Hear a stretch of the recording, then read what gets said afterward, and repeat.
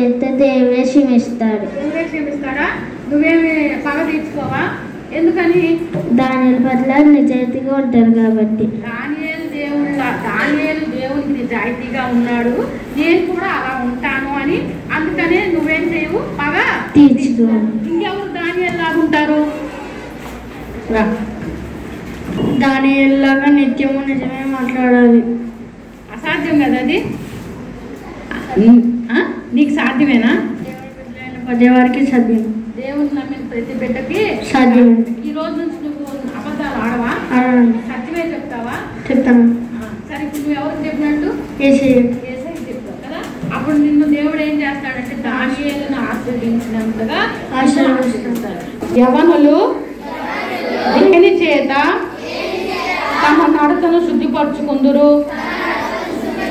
నీ వాక్యమును బట్టి దానిని జాగ్రత్తగా చూసుకున్న చేతనే కదా.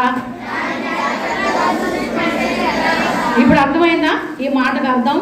యవనులు దేని చేత తమ నడతను శుద్ధి పరుచుకుంటారు. యవనుడైన దానియేలు దేని చేత తన నడతను శుద్ధిపరుచుకున్నాడు అంటే దేవుని వాక్యము ద్వారానే.